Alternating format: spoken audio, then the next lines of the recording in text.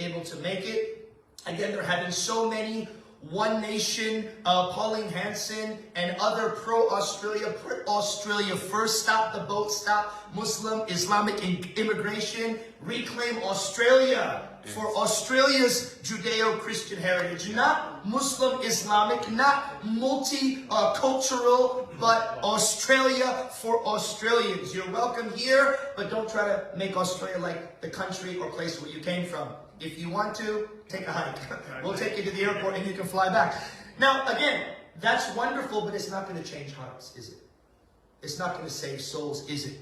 We need to pray for those rallies in Sydney, also in Melbourne. You know, the defeated devil is the ultimate gaslighter because now he's trying to blame the Jews for the Islamic terror attack against the Jews.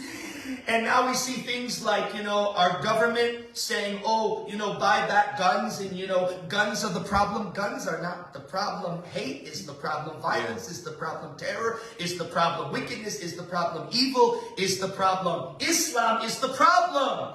The spirit of Islam, the ideology of Islam. And the Australian government, of course, welcoming in so many Muslims and people from Islamic backgrounds.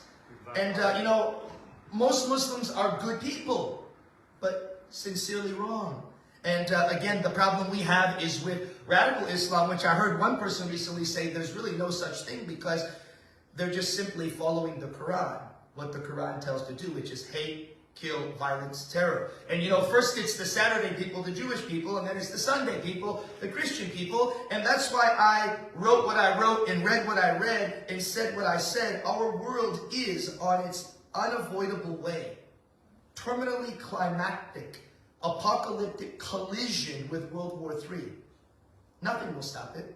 Armageddon, only Jesus Christ returning with the armies of heaven, and Jesus Christ as the commander of heaven's armies, as the warrior king of kings. In fact, it's when things get so bad for the Jewish people in Israel, God's land and nation in the Middle East, and when the nations are coming against God's land, nation, people, Israel, and many of them are Islamic nations, that Jesus Christ returns to save ultimately the Jewish people in Israel, to deliver them, to rescue them when they call upon him, and then they will realize who he is the year he came 2,000 years ago, and that he died on the cross as the lamb, as their Passover, as their Messiah. And many will turn to faith in him, but before that, many will be killed.